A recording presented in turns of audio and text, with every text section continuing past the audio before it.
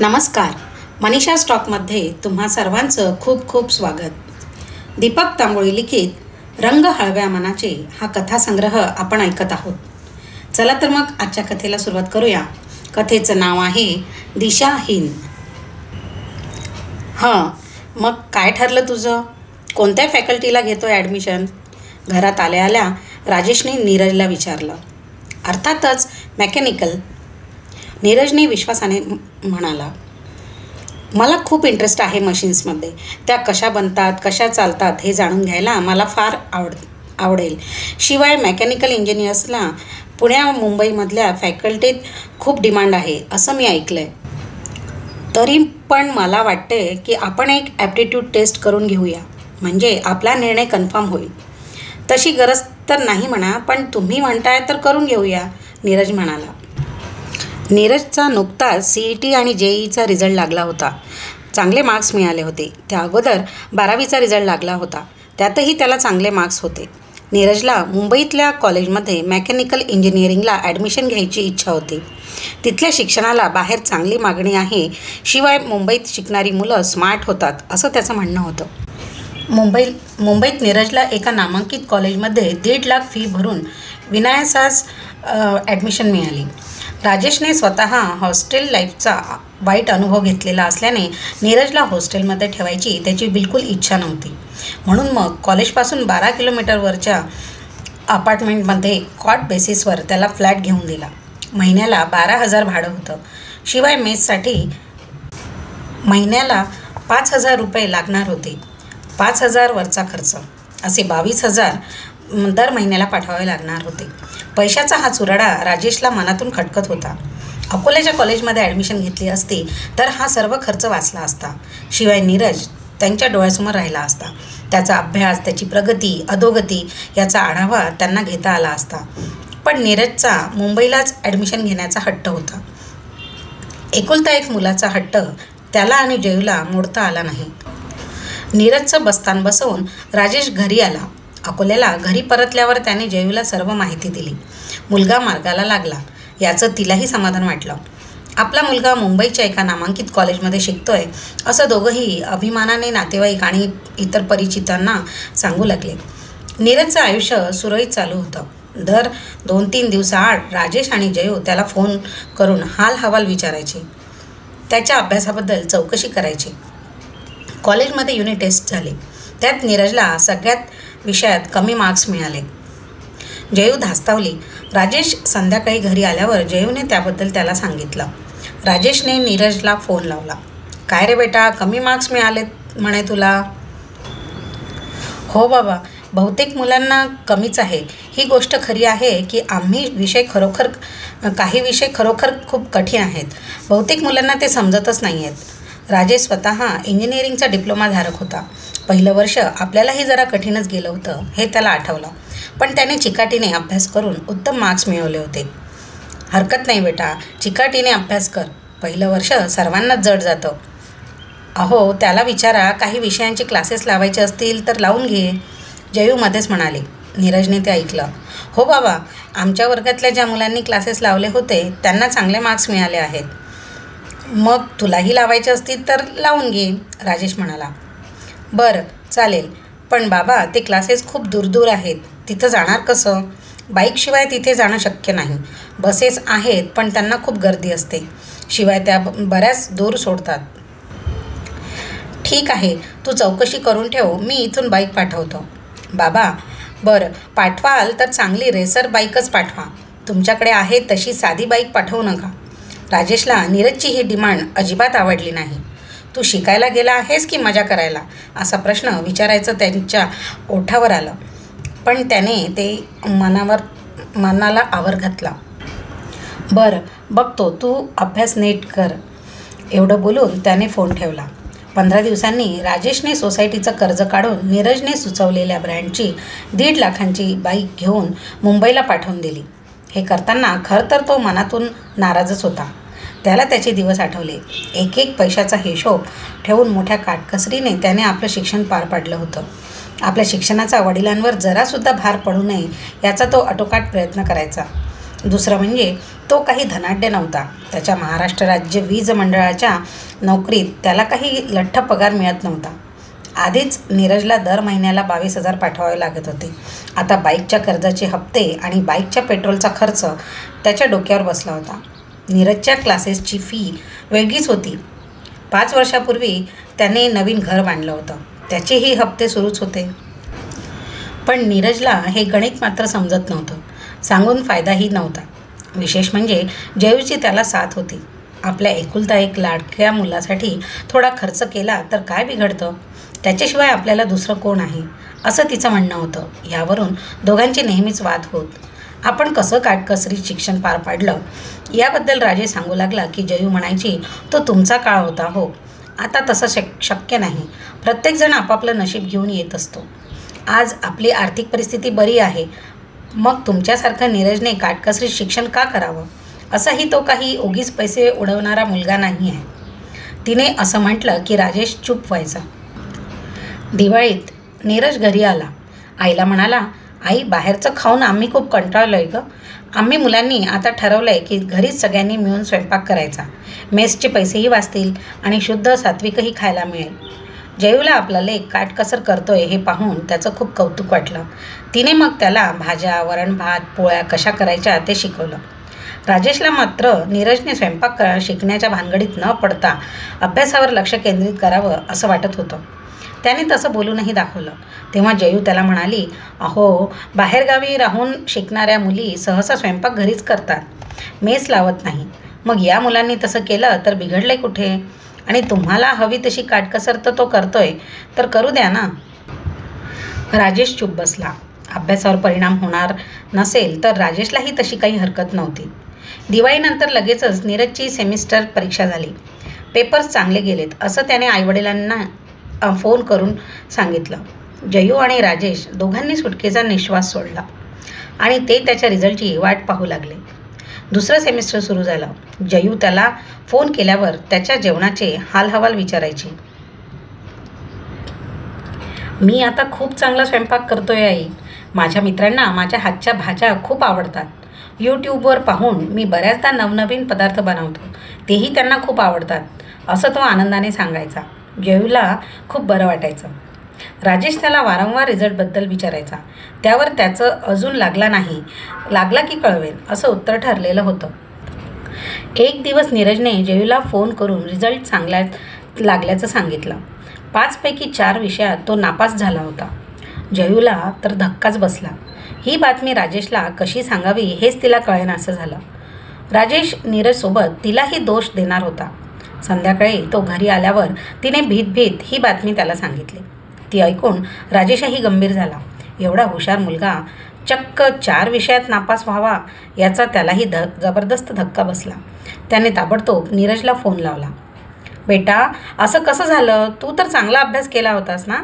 त्याने विचारलं. बाबा, खूप मुलं फेल झाली आहेत. आम्ही सर्वांनी रिचेकिंगचे फॉर्म भरलेत.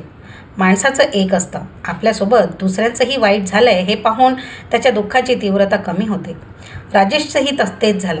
बरेच जण नापास झालेत याचा अर्थ विद्यापीठाच्या पेपर तपासण्यात गडबड झाली असं त्याला वाटून गेलं. धक्क्याची तीव्रता थोडी कमी झाली. तू धीर सोडू नकोस नीरज. तुझा अभ्यास नीट सुरू ठेव. रिचेकिंगचा रिझल्ट काहीही येऊ दे. फेल झालेल्या विषयांची तयारी सुरू ठेव. पुढच्या सेमिस्टरला तुला सगळे विषय क्लिअर करायचे आहेत. कोणत्याही परिस्थितीत वर्ष वाया घालवू नकोस. त्याचे परिणाम फार वाईट होतात बरं बेटा. हो बाबा, मला कल्पना आहे त्याची. मी प्रयत्न करेन. राजेशने फोन ठेवला खरा, पण शंकाकुशंकांनी त्याचं मन भरून आलं. 15 दिवसांनी अचानक नीरज घरी आला. राजेश ऑफिसला जाण्याची तयारी करत होता. जयू त्याचा डबा बनवत होती. अरे, अचानक कसा आलास? काही गडबड तर नाही ना? राजेशने धास्तावून विचारला. नाही बाबा, कॉलेजचं गॅदरिंग सुरू आहे. मला त्यात काही इंटरेस्ट नाही, म्हणून मी घरी आलो. माझे काही मित्रही घरी गेलेत. अरे पण मग फोन तर करायचा ना, घ्यायला आलो असतो तुला मी स्टेशनवर.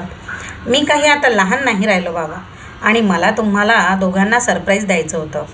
ओके, तुम्ही मायलेक गप्पा मारा. संध्याकाळी मी आलो की बोलू मग. हो चालेल. संध्याकाळी राजेश घरी परतला.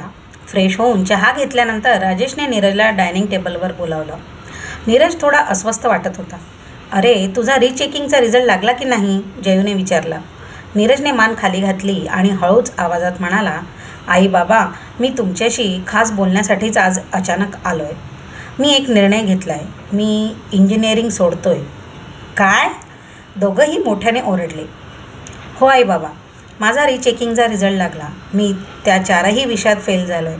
आता हे 4 विषय आणि पुढच्या सेमिस्टरचे 5 विषय अशा 9 विषयांचा अभ्यास मला जमणार नाही. माझ्या लक्षात आलं की इंजिनिअरिंग माझ्या कॅपॅसिटीच्या बाहेरचं आहे. म्हणून मी इंजिनिअरिंग सोडण्याचा निर्णय घेतला आहे. मुलाचं बोलणं ऐकून जयू तर रडायलाच लागली. राजेश डोळे फाडून नीरजकडे बघत होता.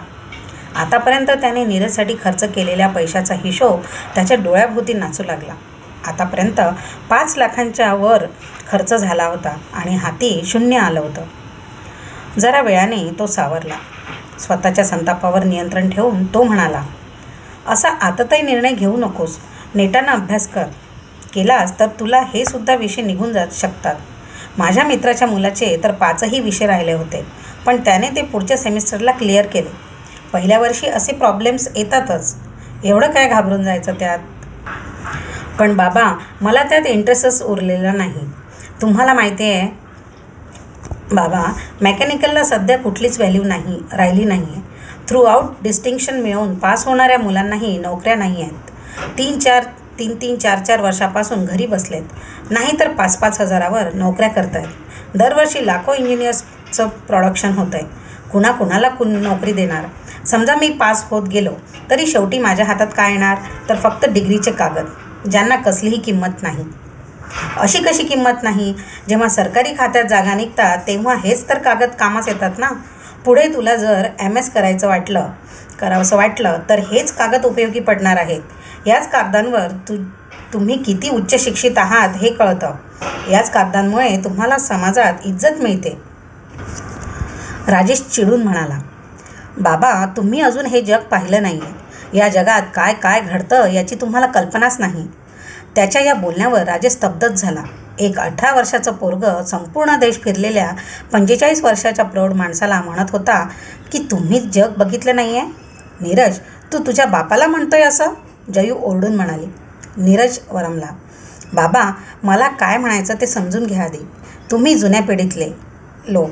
आज काय ट्रेंड्स सुरू आहेत हे कमी शिकलेले लोकही कसा खोऱ्याने पैसा कमावत आहेत हे आमच्या नव्या नेटसेवी पिढीला जास्त कळते. सध्या फूड इंडस्ट्रीज तुफान पैसा कमावते. मॅकडोनाल्ड, डॉमिनोज यासारखे, स्विगी, झोमॅटो यासारख्या ॲपवरूनही माणसं प्रचंड पैसा कमावत आहेत. अशी वेळ येणार आहे की माणसं घरी स्वयंपाकच करणार नाही आहेत. सगळं बाहेरूनच मागवणार आहेत. इंजिनिअरिंगची डिग्री घेऊन 5-5 हजारांवर नोकऱ्या करण्यापेक्षा अशा फूड इंडस्ट्रीजमध्ये बिझनेस केलेला चांगला. तुझ्या मनात आहे तरी काय? राजेशने उद्विग्न होऊन विचारलं. माझे सगळे मित्र म्हणतात, तू एवढा चांगला स्वयंपाक करतोस, तुला नवनवीन पदार्थ बनवण्याची आवड आहे, तर तू इंजिनिअरिंगला का आलास? तू हॉटेल मॅनेजमेंट करायचं होतंस. आणि मलाही जाणवतंय की माझी लाईन जरा चुकली. पण मेकॅनिकल इंजिनिअरिंगला जायचा चॉईस तुझाच आहे. आम्ही तुझ्यावर कुठलीच जबरदस्ती केली नव्हती. जयू रागाने म्हणाली. हो, मला त्यावेळी एवढं नॉलेज नव्हतं. मी खूप रिसर्च केला आणि मला माझी आवड कळली. मग आतापर्यंत तुझ्यासाठी एवढा खर्च केला तो पाण्यात गेला म्हणायचा? राजेशने निराशेने म्हणाला. 4 वर्ष इंजिनिअरिंग केलं तर खूप पैसा वाया जाणार आहे बाबा, आणि उपयोग शून्य. मग आत्ताच आपण शहाणं झालेलं काय वाईट? जयूने राजेशकडे पाहिलं. राजेशला काय बोलावं तेच समजेना. मोठी द्विधा मनस्थिती झाली होती त्याची. क्षणभराने तो म्हणाला, हे बघ नीरज, तू इंजिनियर व्हावं हे माझं स्वप्न होतं. ते तू पूर्ण करावंस असं मला वाटतं. एकदा इंजिनिअरिंग झालं, एकदा का तुझ्या हातात डिग्रीचे कागद पडले की तू वाटेल ते करायला मोकळा.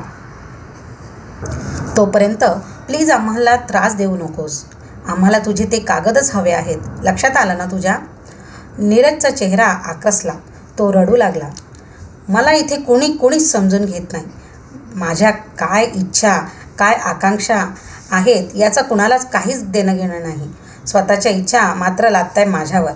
जयूने त्याच्याजवळ जाऊन त्याला जवळ घेतलं. नको रडूस, याच्यातूनही काही मार्ग निघेल. तिने राजेशकडे पाहून त्याला शांत राहायची खूण केली.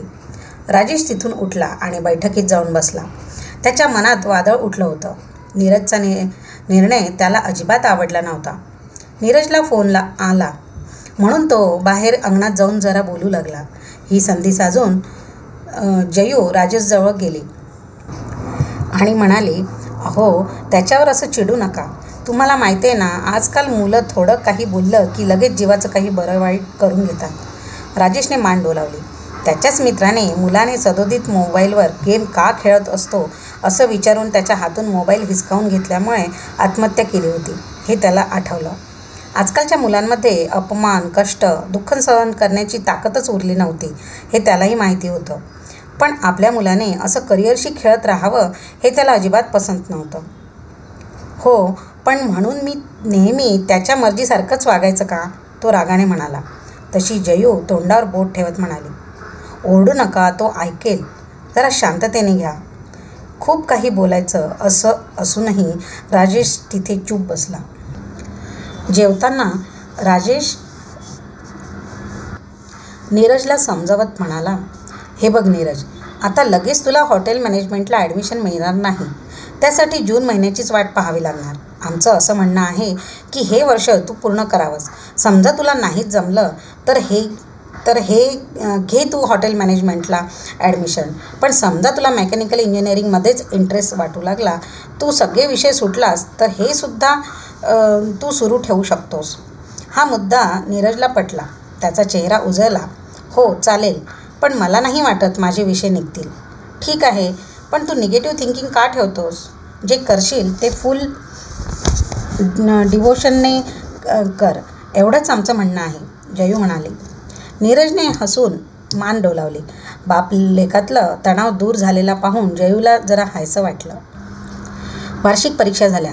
9 पैकी 3च विषयात नीरज पास झाला. अर्थातच त्याचं पुढचं वर्ष वाया जाणार होतं. राजेश पुढे त्याला हॉटेल मॅनेजमेंटला ॲडमिशन घेऊन देण्याव्यतिरिक्त मार्ग उरला नव्हता. पुन्हा 2 लाख खर्च करून त्याने पुण्याच्या एका कॉलेजमध्ये त्याला ॲडमिशन घेऊन दिली. परत एकदा हॉस्टेलचा, मेसचा खर्च सुरू झाला. पहिले 6 महिने नीरजचा उत्साह चांगला होता. जयू आणि राजेशलाही तो पाहून आनंद वाटत होता. हॉटेल मॅनेजमेंटलाही सध्या चांगला स्कोप आहे. मोठ्या शहरातल्या 3 स्टार, 5 स्टार हॉटेलमध्ये अनेक संधी उपलब्ध होत्या. काही संधी विदेशातही होत्या. नीरजने मनावर घेतलं तर या फील्डमध्येही चांगलं करिअर घडू शकतं का कुणास ठाऊक. पण त्याला आणि जयूला आपला मुलगा विदेशातल्या 5 स्टार हॉटेलमध्ये नोकरीला लागलाय अशी स्वप्न पडू लागली. एक दिवस जयूने नीरजला फोन केला. त्याची चौकशी केली. त्याचा सूर तिला काही योग्य वाटला नाही. काय झालं बेटा, काही प्रॉब्लेम आहे का? आई, तुला खरं सांगू का, इतकं कंटाळवाणं आहे ना सगळं. काय ते विषय आहेत. Food production, hospitality, housekeeping, laundry, अक्षरशः बोर आहे गं सगळं. इथे येऊन तर माझी स्वयंपाक करण्याची इच्छाच मरून गेली. जयूला त्याचा खूप राग आला. ती संतापाने म्हणाली, हे बघ नीरज, तुझ्या इच्छेनेच तू तिथे ॲडमिशन घेतली. आम्ही तर तयारच नव्हतो. आता तुला ते पूर्ण करावंच लागेल. तुला बाबांनी समजावलं होतं की अरे, हॉटेल मॅनेजमेंट म्हणजे फक्त वेगवेगळे पदार्थ करून खाऊ घालणं असे नाही. तो फक्त एक भाग आहे. हॉटेल चालवणं म्हणजे गंमत नसते. त्यात अनेक गोष्टी असतात. त्यातल्या काही कंटाळवाण्या पण असू शकतात. अरे बाबा, रोजचा 3-4 माणसांचा स्वयंपाक करणंही काही सोपं नसतं. हे तर हॉटेल मॅनेजमेंट आहे. सांगितलं होतं ना बाबांनी तुला? सांगितलं होतं, पण ते इतकं किचकट असतं असं मला वाटलं नव्हतं. शांत राहा, मन एकाग्र कर. आता तुला कुठलाही चॉईस नाही. आता हेच तुला पूर्ण करावं लागेल, समजलं? नीरजने फोन ठेवला. पण जयूचं मन उदास झालं. त्याच्याशी झालेलं बोलणं नवऱ्याला सांगायची जयूची हिंमत झाली नाही. मध्यंतरी काही कामानिमित्त राजेशला पुण्याला जायची संधी मिळाली. नीरजला सरप्राईज देऊ या अशा विचार करून त्याला काही न कळवता राजेश त्याला भेटायला गेला. पण नीरज बाईकने लोणावळ्याला गेल्याचं कळलं. राजेशने इतर मुलांकडे चौकशी केली तेव्हा नीरज बऱ्याचदा कॉलेजला दांडी मारून बाईकने भटकत असतो असं त्याला कळलं. राजेशला वाईटही वाटलं आणि संतापही आला. त्याने ताबडतोब त्याला फोन केला, पण त्याने उचलला नाही. चडफडत राजेश घरी परतला. संध्याकाळी नीरजचाच फोन आला.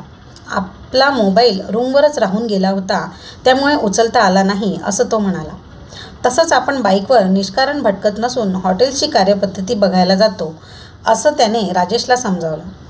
राजेश काही बोलू शकला नाही, पण नीरजच्या उत्तराने त्याचं समाधान मात्र झालं नाही. वार्षिक परीक्षेनंतर नीरज घरी आला, पण त्याच्या चेहऱ्यावर कसलाही उत्साह दिसत नव्हता. काय झालं आता? का नाराज आहेस? जयूने विचारलं. आई, माझे पेपर बरे गेलेत, पण हॉटेल मॅनेजमेंटमध्ये काही मजा नाही गं. सध्या इथंही खूप सॅच्युरेशन आहे. एक तर आपल्याकडे चांगल्या हॉटेल्सची कमतरता आहे. त्यात लाखो मुलं हॉटेल मॅनेजमेंट करत आहेत. त्यामुळे नोकऱ्या मिळणं कठीण होऊन बसलं. हे बघ बेटा, आपल्या देशाची लोकसंख्याच इतकी अफाट आहे, त्यामुळे प्रत्येक फील्डमध्ये गर्दी ही ठरलेली. मग काय, आपण शिक्षण घ्यायचंच नाही? त्या देवाने सगळ्यांच्या रोटीची व्यवस्था करून ठेवली. न शिकलेली माणसंही नोकरी व्यवसाय करतातच ना. तू तुझं शिक्षण पूर्ण कर. नाही नोकरी मिळाली तर एखादं हॉटेल टाक. आई, 3 स्टार 5 स्टार हॉटेल सुरू करण्यासाठी किती प्रचंड पैसा लागतोय माहिती आहे?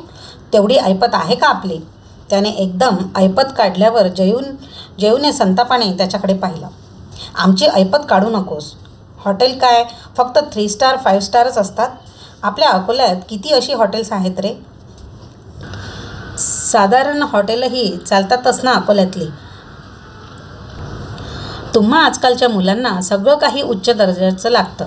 रस्त्यावर वडेभाजी विकणारेही पुढे मोठ्या हॉटेल्सचे मालक होतात. त्यांचा आदर्श तुम्ही घेणार नाहीत.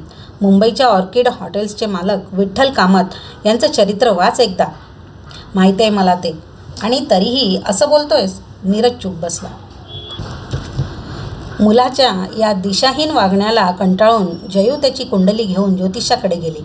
बरंच निरीक्षण केल्यावर ज्योतिष म्हणाले, अहो, तुम्ही त्याला चुकीचं शिक्षण देताय. त्याच्या कुंडलीत इंजिनियरचे योगच नाही आहेत आणि हॉटेल व्यवसायाचेही कुठलेच योग दिसत नाही आहे. तुम्ही त्याचं आयुष्य वाया घालवताय. नीरजने आईकडे आनंदाने पाहिलं. पण मग करायचं तरी काय? जयूने वैतागून विचारलं. मला विचाराल तर मी सांगेन की त्याने सरळ D.Ed किंवा B.Ed करून शिक्षकाची नोकरी पत्करावी. कुंडलीत शिक्षकी पेशाचे योग प्रबळ आहेत. तो प्राध्यापकही होऊ शकतो. जयूने कपाळावर हात मारून घेतला. परत नवीन फील्डमध्ये ॲडमिशन घ्यायची या कल्पनेनेच तिचा जीव घाबराघुबरा होऊ लागला. तिने नीरजकडे पाहिलं. नीरजला शिक्षक होण्याची कल्पना अजिबात पसंत पडलेली दिसत नव्हती. हा असा चंचल मनाचा आहे, एक धड काही करत नाही. याला काही काय उपाय नाहीत का? ज्योतिषाने बरेच उपाय सांगितले. 50,000च्या आसपास खर्च सांगितला. जयू त्याला तयार झाली. काही इलाज नव्हता. आपल्या मुलाने आयुष्याची महत्त्वाची वर्ष अशी धरसोड करून वाया घालवावी असं कोणत्या आईला वाटेल? अर्थात राजेश काही ते उपाय करायला तयार झाला नाही. दिशाहीन मनाला ताळ्यावर आणणं हाच खरा उपाय आहे असं त्याचं म्हणणं पडलं. रिझल्ट लागला. अपेक्षेप्रमाणे नीरज 5 विषयात नापास झाला. मुलाचा धीर खचू नये, त्याने हे अपयश मनाला लावून जीवाचं काही बरं वाईट करू नये या भीतीने राजेश आणि जयू दोघंही त्याला काही बोलले नाहीत. पण जसजसे नीरजच्या रिझल्टची चौकशी करणारे नातेवाईकांचे फोन येऊ लागले तसे दोघंही अस्वस्थ होऊ लागले. बहाणे करून तरी किती करणार? नातेवाईकांचं एक असतं, जेव्हा आपल्या बाबतीत चांगल्या घटना घडतात तेव्हा ते त्यांची दखलही घेत नाहीत. वाईट किंवा बदनामीच्या घटना घडल्या की 100 वेळा चौकशी करतात. जखमेवर मीठ चोळण्याची संधी अशी कशी ते वाया घालवणार?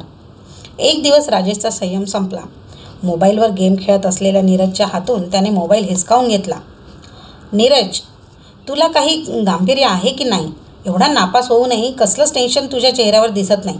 रिझल्ट लागल्यापासून पाहतोय, खाणं पिणं झोपणं, बाईकवर भटकणं आणि उरलेला वेळ मोबाईल घेऊन बसणं, या व्यतिरिक्त दुसरा तुला काहीच उद्योग नाही का? काय ठरवलंस काय तू? इंजिनिअरिंग सोडलं, हॉटेल मॅनेजमेंट सोडलं, आता काय करायचं ठरवलंस तू? मी अजून काहीच ठरवलेलं नाही. त्याच्याकडे रागाने पाहत नीरज म्हणाला. ते ज्योतिषी म्हणतात D.Ed कर म्हणून. खड्ड्यात घाल त्या ज्योतिषाला. तुला तुझं काही मत नाही का? अरे 20 वर्षाचा झालाय तू आता. तुझ्या बरोबरीच्या मुलं इंजिनिअरिंगच्या 3rd इयरला पोहोचलीत. पुढच्या वर्षी ते इंजिनियर होतील आणि तुझा अजून मार्ग निश्चितच नाही. काही लाज वाटते की नाही तुला? नीरज रडवेला होऊन आईकडे पाहू लागला. जयू पुढे होऊन राजेशला म्हणाली, अहो जरा शांत व्हा.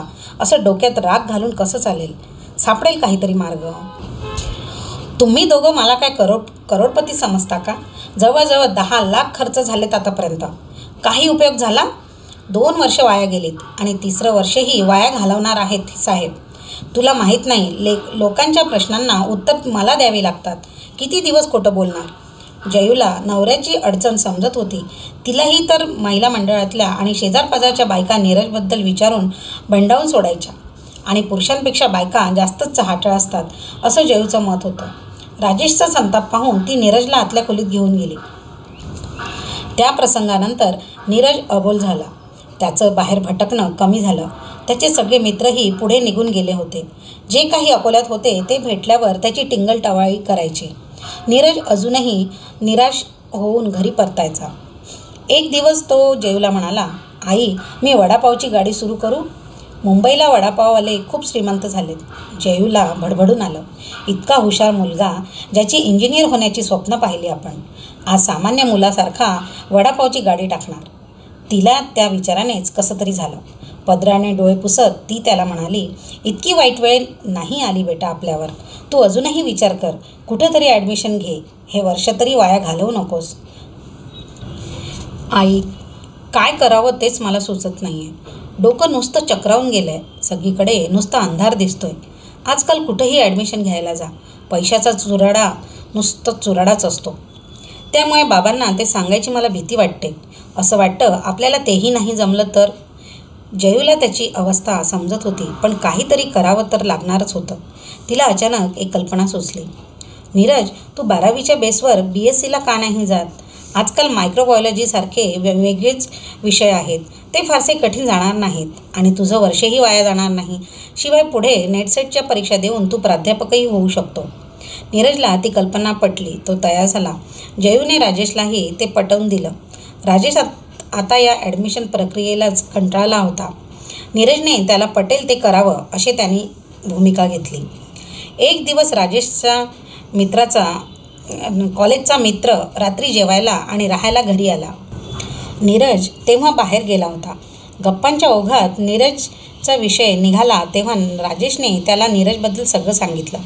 तुझी परवानगी असेल तर मी काही त्याला समजुतीच्या गोष्टी सांगू का? त्याने विचारलं. जरूर जरूर सांग. बाहेरच्यांनी कान टोचले की त्याचा राग येत नाही. नीरज आला. जेवण झाल्यावर राजेशच्या मित्राने नीरजला करिअरबद्दल विचारलं. तेव्हा नीरजने BSc करत असल्याचं सांगितलं. तुला एक छोटीशी गोष्ट सांगू बेटा, त्यातून तुला झाला तर फायदाच होईल. हो सांगा ना काका. जयू बाहेर निघून गेली. साधारण 30 वर्षापूर्वीची ही गोष्ट. एका खेड्यात एक मुलगा राहत होता. खूप हुशार, शाळेत नेहमी पहिला येणारा. त्याचे वडील शेतमजूर होते. तुटपुंज उत्पन्न. पण वडिलांना वाटायचं माझ्या मुलाने इंजिनियर व्हावं. मुलाला मात्र संगीताचं वेड. तो बासरी छान वाजवायचा, चित्र खूप सुरेख काढायचा, नाटकात काम करायचा. इंजिनिअरिंग म्हणजे सगळं कठीण, वृक्ष. त्यात अशा कलावंतांना कुठून स्कोप असणार? म्हणून मुलाला ते नको होतं. त्याला कलेच्या क्षेत्रात नाव कमवायचं होतं. 10वीचा रिझल्ट लागला. मुलाला चांगले मार्क्स मिळाले. त्याला आर्ट्स कॉलेजला ॲडमिशन घ्यायची होती. पण बापाचं स्वप्न होतं मुलाला इंजिनियरच करेन. इच्छा नसतानाही मुलाला बापाचं स्वप्न पूर्ण करण्यासाठी यवतमाळच्या पॉलिटेक्निक कॉलेजमध्ये ॲडमिशन घ्यावी लागली. गावाबाहेरचं कॉलेज ते. हॉस्टेल सोडलं तर कसल्याही सुविधा नाहीत. जेवायलासुद्धा 5 किलोमीटरवरच्या हॉटेलमध्ये जावं लागायचं. सकाळ संध्याकाळ 20 किलोमीटरची पायपीट ठरलेली. बाकीच्या मुलांनी सायकली विकत घेतल्या. पण या मुलाला सायकलीसाठी वडिलांना पैसे मागवेनात. घरची गरिबी तो जाणून होता. वडील फक्त महिन्याच्या जेवणापुरती पैसे पाठवत. म्हणून या मुलाने चहा सोडला. इतर मुलं कॉलेजजवळच्या टपरीवर चमचमीत वडा मिसळ खायचे. त्या वासाने आपली भूक खवळू नये म्हणून तो तिकडे फिरकायचाच नाही. अभ्यासाला पुस्तकं नव्हती. रूम पार्टनर झोपले की त्यांची पुस्तकं घेऊन रात्र रात्र अभ्यास करायचा. वह्या, ड्रॉइंग शीट्स, पेन्सिली, साबण यांना लागणारा पैसा कुठून आणायचा म्हणून त्याने गावात पेपर वाटायला सुरुवात केली. त्यासाठी भल्या पहाटे बाकी मुलं साखर झोपेत असताना आपल्या रूम पार्टनरची सायकल घेऊन तो जायचा. महिन्याला पगार झाला की या सायकलचं भाडं तो पार्टनरला द्यायचा. त्याच्या या परिस्थितीची त्याच्या मित्रांना दया यायची. मग तेच कधीतरी त्यांच्या पैशाने त्याला सिनेमा दाखवत, कधी बाहेरची चटपटीत पाणीपुरी भेळ खाऊ घालत. इतक्या कठीण दिवसातही या मुलाच्या चेहऱ्यावरचं हसू कधी मावळलं नाही. वागण्यातली नम्रता कधी कमी झाली नाही. बाकी मुलांनी कठीण विषयाच्या ट्युशन्स लावल्या होत्या. याला ते परवडणारं नव्हतं, पण रिझल्ट लागला की पहिला नंबर याचाच असायचा. डिप्लोमाची 3 वर्ष संपली. शेवटच्या वर्षीही हा कॉलेजमधून पहिला आला. आनंदाने तो घरी आला तर वडिलांनी अंथरुणं धरलेलं. TBमुळे त्यांची अवस्था वाईट झालेली. पहिल्या नंबरने पास झाल्याचा आनंद विरून गेला. वडिलांनी सांगितलं, आता शिक्षण पुरे, काहीतरी कामधंदा कर. माझ्याकडून आता काम होणं शक्य नाही. 2 लहान बहिणी आणि एका भावाची जबाबदारी अंगावर पडलेली. घरात 2 वेळचं जेवण मिळायची मारामार. त्याला आठवलं, त्याच्या मित्राचे वडील तालुक्याला इलेक्ट्रिकल कॉन्ट्रॅक्टर होते. लगोलग तो त्यांच्याकडे गेला. इंजिनियर असूनही वायरमनची कामं करायची त्यांनी तयारी दाखवली. मित्राच्या वडिलांना दया आली. महिन्याला 500 रुपये पगारावर त्याला ठेवून घेतला. तालुक्याचं गाव याच्या गावापासून 20 किलोमीटर अंतरावर. बसची व्यवस्था चांगली नाही. पहिल्या पगाराला एक जुनी पुराणी खटारा सायकल विकत घेतली. तिला डागडोजी करून हा रोज तिच्यावर तालुक्याला ये जा करू लागला. नंतर एका कंपनीत त्याला नोकरी मिळाली. पगार वाढला.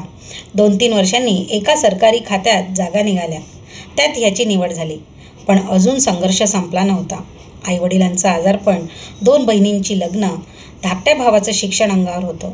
त्यांच्यासाठी काटकसर चालूच होती. बिचाऱ्याला मनसोक्त कधीच जगता आलं नाही. मन मारून बिचारा जगला. काका, ही तुमची तर गोष्ट नव्हे? नीरजने मध्येच उत्सुकतेनं विचारलं. एवढ्यात त्याचं लक्ष आईकडे गेलं.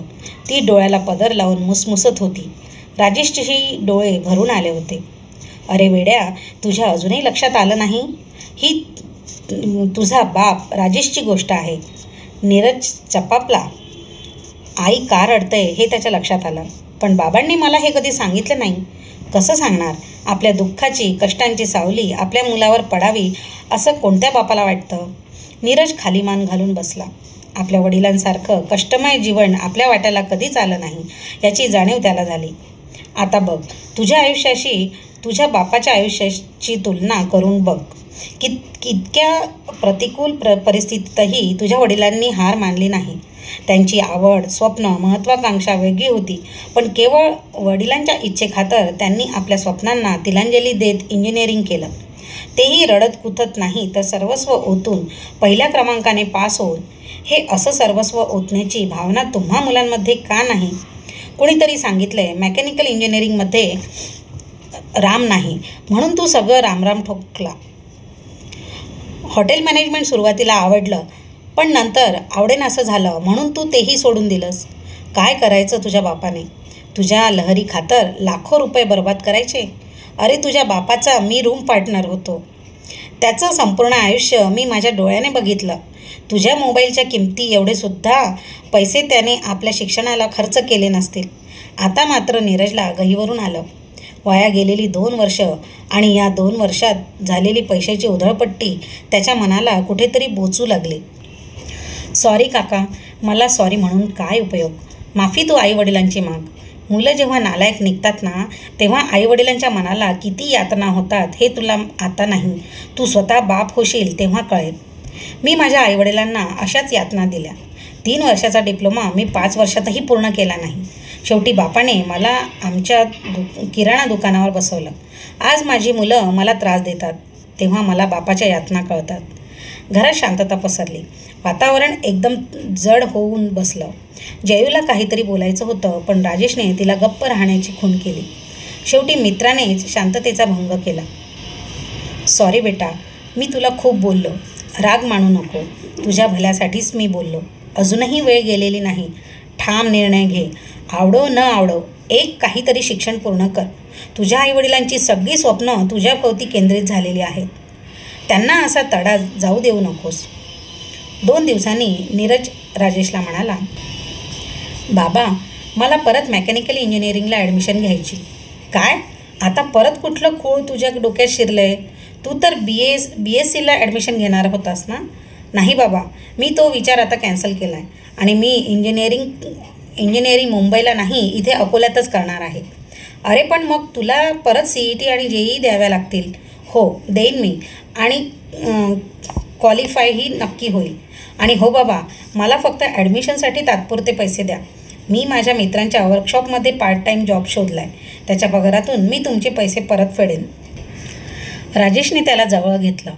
अरे बेटा, अजून तुझा बाप जिवंत आहे आणि तू नोकरी करण्याइतकी आपली परिस्थिती इतकी काही वाईट नाही. नाही बाबा, मी निर्णय घेतला आहे. माझं शिक्षण मी माझ्याच पैशावर करणार आहे. प्लीज नाही म्हणू नका. जयू जवळच उभी होती. मुलाचा तिला अभिमान वाटला. 4 वर्षांनी नीरज आपला रिझल्ट घेऊन घरात शिरला. आई बाबा, मी पास झालोय आणि तेही मेरिटमध्ये. नीरज आनंदाने ओरडूनच म्हणाला. राजेशने त्याला मिठी मारली. जयूने त्याला ओवाळलं, त्याला पेढा खाऊ घातला. पेढा खाऊ घालता घालता जयू रडायला लागली. अखेर तिचा मुलगा इंजिनियर झाला होता. आई, रडू नकोस. अजून एक आनंदाची बातमी आहे. मी ज्या वर्कशॉपमध्ये काम करत होतो त्याच्या मालकांना नवीन इंडस्ट्री सुरू करायची. फ्रान्सच्या कोलॅबोरेशनने मला त्यांनी पार्टनरशिपची ऑफर दिली आहे. कारण आजकाल त्यांचं वर्कशॉप मीच तर सांभाळत होतो. त्यांचा विश्वासच बसला आहे माझ्यावर. पण का रे, ती इंडस्ट्री चालली नाही तर? जयूने शंका येऊन विचारलं. आई, आपण मराठी माणसं या शंकेने कोणताही व्यवसाय न करता 5-10 हजारांवर नोकऱ्या करतो. काही घाबरू नकोस, तसं काही होणार नाही. आणि समजा तसं झालंच तर आता मला इतका अनुभव आहे की मी लाथ मारेन तिथं पाणी काढेन. वा रे मेरे पठ्ठे, यालाच म्हणतात कॉन्फिडन्स.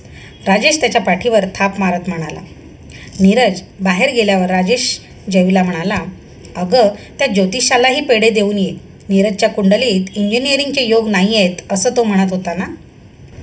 जयू हसायला लागली आणि म्हणाली, आपलं ध्येय मजबूत असेल तर नियतीचे योगसुद्धा आपल्याला साथ देऊ लागतात.